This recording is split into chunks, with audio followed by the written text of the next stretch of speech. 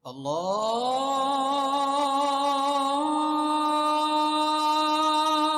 أكبر الله أكبر. Assalamualaikum warahmatullahi wabarakatuh. Alhamdulillahillazi khalaqal mauta wal hayata liyabluwakum ayyukum ahsanu amala. Ashhadu an la ilaha illallah wahdahu la syarikalah wa ashhadu anna sayyidana Muhammadan abduhu wa rasuluh. Allahumma salli wa sallim ala sayyidina Muhammad wa ala alihi wa ashabihi ajma'in. Amma ba' faya ibadallah ittaqullah usikum wa iyaya bitaqwallah faqad fazal muttaqun.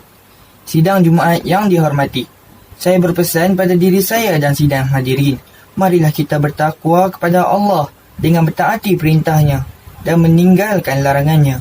Mudah-mudahan kita diberi keselamatan dalam kehidupan di dunia dan di akhirat nanti, insya-Allah. A'udzubillahi minasyaitonirrajim. Alhaakumut takatsur hatta zurtumul maqabir. Kalla sawfa ta'lamun, summa kalla sawfa ta'lamun, kalla law ta'lamuna ilmal yaqin. Surah At-Takasur ayat 1 hingga 5. Maksudnya, kamu telah dilalaikan daripada mengerjakan amal bakti oleh perbuatan berlumba-lumba untuk mendapat dengan sebanyak-banyaknya harta benda, anak pinak, pangkat dan pengaruh, sehingga akan kamu masuk kubur. Jangan sesekali bersikap demikian. Kamu akan mengetahui kelak akibatnya yang buruk semasa hendak mati. Sekali lagi diingatkan, jangan sesekali kamu bersikap demikian. Kamu akan mengetahui kelak akibatnya yang buruk pada hari kiamat. Demi sesungguhnya, kalaulah kamu mengetahui apa yang kamu akan hadapi dengan pengetahuan yang yakin, tentulah kamu akan mengerjakan perkara-perkara yang menjadi bekalan kamu untuk hari akhirat nanti. Sidang Jumaat yang dikasihi, kehidupan setiap hamba di atas muka bumi ini pasti akan diuji. Antara ujian yang dilalui adalah ujian berbentuk harta. Selagi masih bernyawa, pelbagai usaha dilakukan untuk memperolehinya. Siang dan malam, pagi dan petang, memerah keringat demi mencari dan merebut kurniaan pencipta alam, Allah Subhanahu Wa Taala. Namun tidak semua memperolehi apa yang dikehendaki. Sebahagian kita diuji dengan kesusahan dan kekurangan. Sebahagian yang lain diuji dengan limpahan harta. Ujian ini kadang-kala membawa seseorang semakin dekat kepada Tuhannya. Kadang-kala ujian ini juga menjadikan seseorang semakin jauh, malah melupakan Tuhan, pemilik sekian alam. Renungkan apa yang berlaku pada Qarun. Bagaimana kekayaannya menjadikan dia sombong, angkuh dan bongkak kepada Tuhan. Lalu akhirnya ia dimurkai Allah Subhanahu Wa Taala. Saudaraku sidang Jumaat sekalian, suka ataupun tidak, harta yang kita miliki hanyalah pinjaman dan ianya perlu diurus dengan baik. Sebagai pinjam dan pemilik sementara, pilihan untuk menggunakan harta di tangan kita, kita boleh memilih untuk melakukan hibah, bersedekah, berwakaf, berwasiat atau lain-lain. Hibah ialah pemberian yang dilakukan oleh seseorang secara sukarela kepada seseorang yang lain tanpa mengharapkan sebarang balasan. Sedekah pula ialah pemberian semata-mata untuk mendekatkan diri kepada Allah dan memperolehi keredaannya. Manakala wakaf ialah harta yang ditahan hak pewakaf ke atas harta tersebut daripada mengerjakan urusan jual beli, pewarisan, hibah dan wasiat.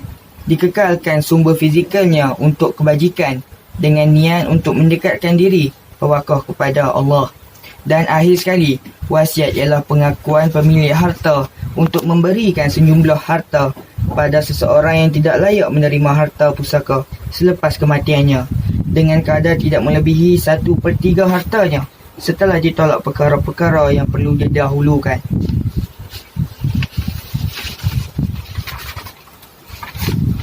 Sidang Jumaat sekalian, kesemua ini menjadi antara pilihan yang akan menentukan harta yang dimiliki, memberi manfaat kepada pemiliknya ataupun tidak. Berfikirlah dengan rasional. Pastinya kita akan membuat pilihan yang memberi pulangan lumayan di akhirat nanti. Sebagai contoh, lihatlah janji Allah dalam surah Al-Baqarah ayat 261 tentang kehebatan bersedekah.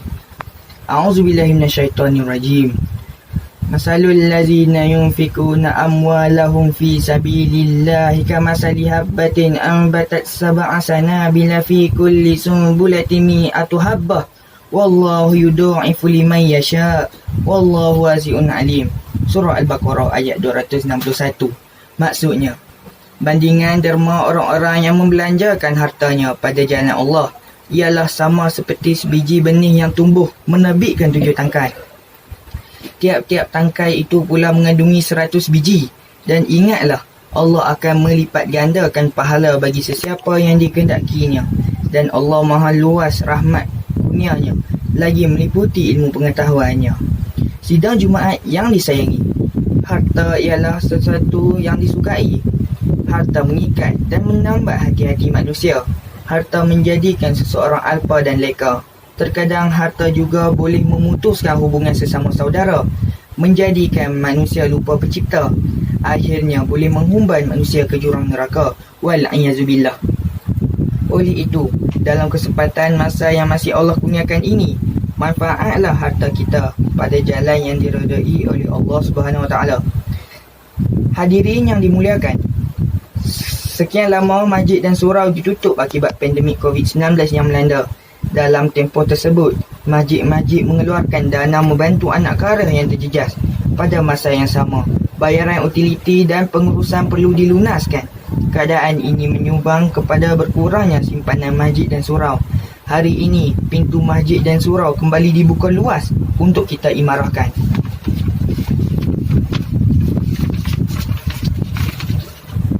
Saudaraku yang mendengar dan memahami, marilah kita gunakan ruang yang Allah kembalikan ini untuk merebut sebanyak mungkin peluang bagi memanfaatkan harta kita. Sebagai contoh, kita boleh menyalurkan kepada masjid dan surau dengan pelbagai pilihan, sama ada hibah, sedekah, wakaf atau wasiat. A'udzubillahi minasyaitonirrajim. Wal 'asr. Innal insana fil khusr illa allazina amanu wa 'amilus salihati wa tawassaw bil haqq wa tawassaw bis sabr. Surah Al-Asr ayat 1 hingga 3. Maksudnya, demi masa, sesungguhnya manusia itu dalam kerugian, kecuali orang-orang yang beriman dan beramal soleh, dan mereka pula berpesan dengan kebenaran serta berpesan-pesan dengan sabar.